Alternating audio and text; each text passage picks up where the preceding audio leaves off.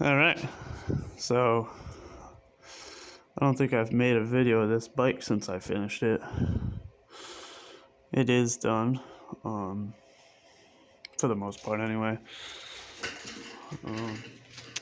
Yeah, I made a stupid little air filter out of a block of foam, and I don't even remember what this is, but I think it's a piece of PVC pipe. It works for now. I did order an air filter for it. Also ordered a bigger sprocket because this thing will do like 70 miles an hour right now, and it's just too much. But yeah, it works good. That front suspension is meh. It works fine. It just is soft. I would need a stronger spring, but I do have actual shocks for it in here somewhere. Right here. We got front shocks. This is from like a Honda Ruckus scooter. But the brakes work fine. Yeah, I don't think I made a video of the brake pedal or the exhaust or anything. But yeah, got foot pegs, brake pedal with a cable because that's what I ended up doing for the suspension travel. I know I could have made a linkage, but that's just what ended up happening. I have like a little folding brake pedal with a spring on it, just because Kickstarter. But yeah, the exhaust made a little heat shield. But yeah, it's working good. Works really good. Runs fine. Freaking flies. I haven't hooked up front brakes yet. Other than that, it's just really simple frame. Suspension pivot. It does have a grease fitting on the pivot right there. It's a hollow bolt with grease going inside of it. The pivots on there greasable, and this is all adjustable. It's actually at the stiffest setting it could be, at the lowest ride height on this. So like I could put it this way, it'd be softer and taller, or I can like jack it up here, make it higher.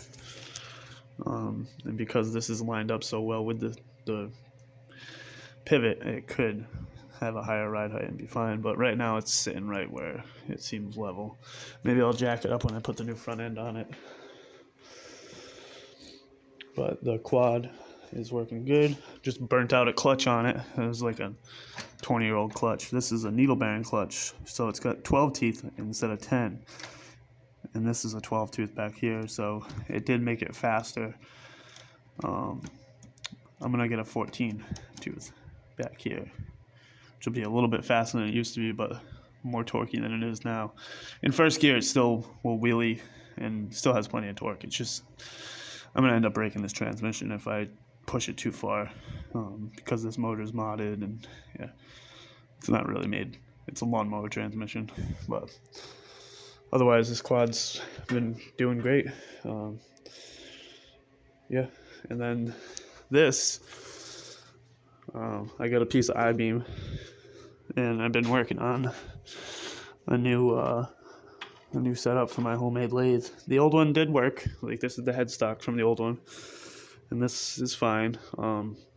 Just wasn't enough. Didn't have enough beef. I got a nice piece of the tailstock. This is the new. This is the beginnings of a new carriage. That little piece right there. That hole engages on this driver here. And then I'm gonna have like a little 90-degree gearbox with a crank there. And then the engine mount is all the same on this. It all pivots right there, whatever. And then I'll have the 5-speed pulley on the motor like I used to. It all worked great. It just wasn't beefy enough, and this is a much heavier duty. So yeah. And then I also have a heavy piece of 1-inch thick plate for the cross slide, which is going to be nice. Yeah, that's going to be the actual slide, the actual cross slide, and then I'll be able to make a compound slide too because I'll have enough height here.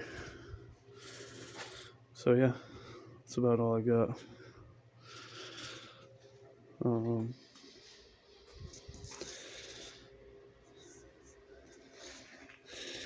Yeah, this thing is adjustable. This is the gib that goes in this way. And it just clamps on the I-beam that way, and then this one goes here on the back. So clamp on the back this way, and these are adjustable. So yeah, this goes that way. This goes there. And these bolts hold it in, and then these actually clamp down a thing that engages on the back side to clamp it in. So yeah, the I-beam is quite straight. I mean, obviously this thing is not going to be uber precise, but this is as straight as any straight edge I put up against it, and then like I've sat here and filed it nice and flat and uniform, and I'll probably go a little further. I'm not gonna like go crazy and scrape it in or anything like that, but it does already glide nice and smooth when all those gibs are tight, so it's not, the I-beam is not bent up or anything like that. This lead screw is nice and strong too. This is from like a car jack, an old car jack. Yeah, that'll be my tailstock thing. I'll probably just, I don't know exactly how I'm going to hold the tailstock down. I'll probably just have some clamp system or something. It doesn't have to be super precise, because I'll be able to measure in the tailstock every time I use it. It's not a big deal. This lathe is not going to be set up for quick use. It's just going to be because I don't want to spend any money on a lathe, and I have a bunch of heavy steel laying around. I want to see if I can do it because I've seen it done. I have a few indicators. I'm not going to have any. I'm not going to be able to thread. I'm not going to be able to do any single point threading or anything like that. But I am going to remake this with a bigger chuck if it all comes out good enough. I do have tapered roller bearings in this. I also have a couple videos on how I came to this point. But I was able to turn steel with this setup. It did work. It was just obviously not enough, not strong enough. Just a 6-inch piece of channel iron I was using before as a bed.